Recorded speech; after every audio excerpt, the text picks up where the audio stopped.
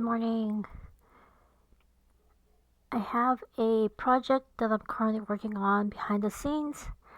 So let me give you some backstory. Last year, I created a 64-chapter fictional story about focusing mostly on endometriosis, but looking at people's backstories, how they met, what happened after they met, and last year's story is actually a sequel to the original story that I had. The original story, sadly, back in 2020, my computer broke. I sent it to the tech support. They couldn't fix it, and not only that, they could not retrieve the files from my hard drive. So I lost all of my previous worlds. I lost the original story. Sad times. So last year I decided, what could I do? Should I just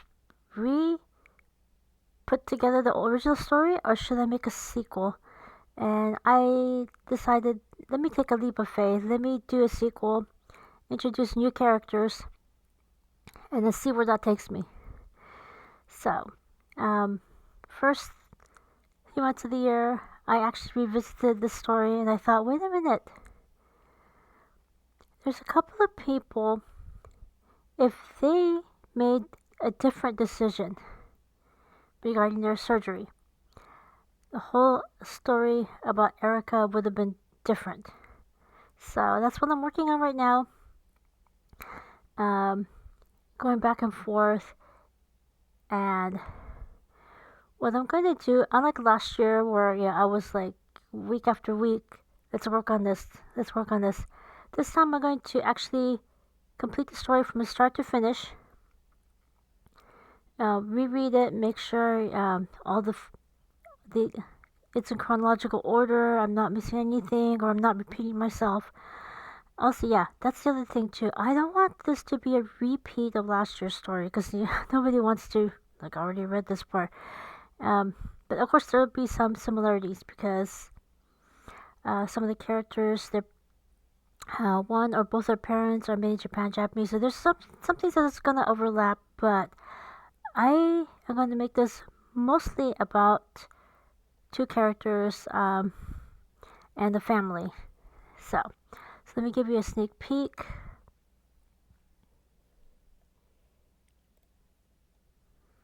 So it was March 2020. The entire world was in lockdown. Erica wanted to keep her promise to Chachi to create an alternate timeline.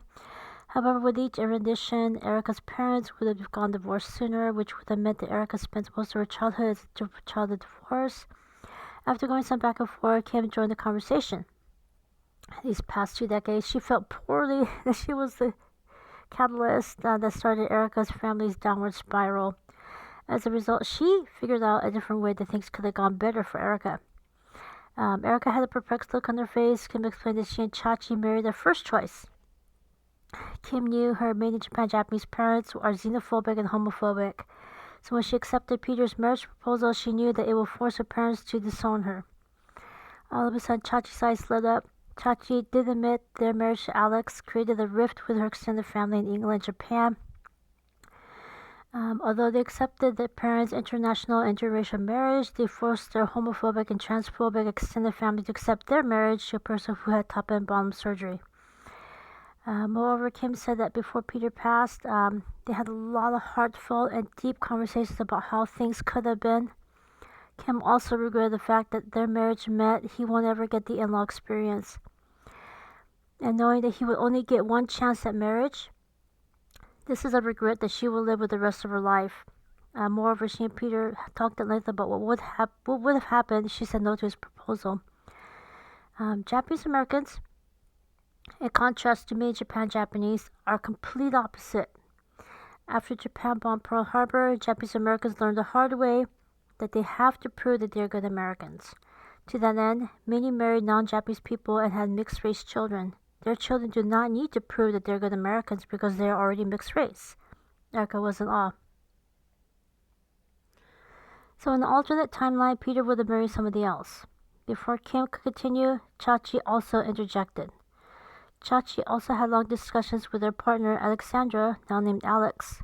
Had they not gotten married, Chachi had someone else in mind, a straight man named Alexis.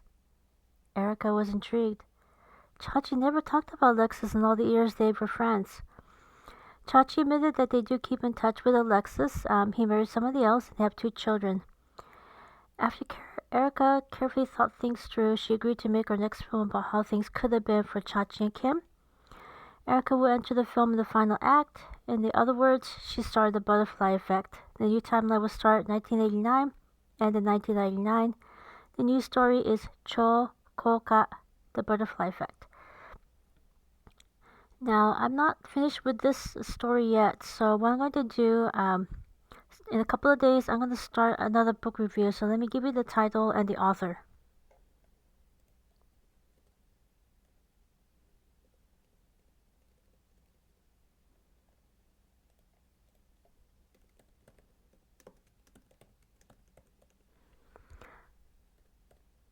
The author's name is Mei Nakano.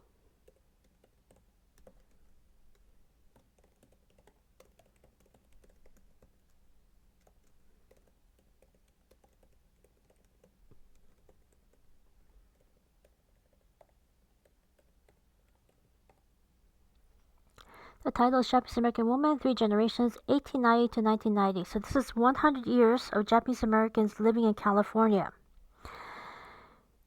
So that's interesting. Right now, I'm actually also looking for a book kind of similar to this, where it has a lot of interviews with many different people. What was life like before the war? What happened? What was your reaction? When did you hear that Japan bombed Pearl Harbor? What was the fallout from that? And then after they were sent to a military prison, what was it like? And then after the war ended, when did you leave? When were you finally allowed to leave the prison? And after you left, what was life like? So this one actually goes over 3 generations. Now, keep in mind, Latin Americans are different. Latin Americans, the first generation to come to be born in this country is called first generation. The Japanese Americans are different. The immigrant generation is the first generation. The first generation born in this country is called the second generation, and then third. So this covers 3 generations of Japanese American, specifically women. So that's interesting. Of course, I could do a book review about Jean Wakatsuki Houston's Farewell to Manzanar. That one is a first-hand account. You can definitely see what happened before the war, where she was, what she was thinking, what she was feeling when she heard that Japan bombed Pearl Harbor. What was prison life like, military prison life like? What was life like after prison? And her father was sent to a different military prison. Her elder brother was sent to war. And he was, I think after the war, he did go to Japan and visit their extended family there. So that one is probably more in alignment, give you more knowledge about what exactly happened. But for me, that book hits way too close to home. I would rather have a book where there is some emotional distance. But as you can see, with the first book, Ramona, the Land Commission forced indigenous Californians and Mexicans off of California.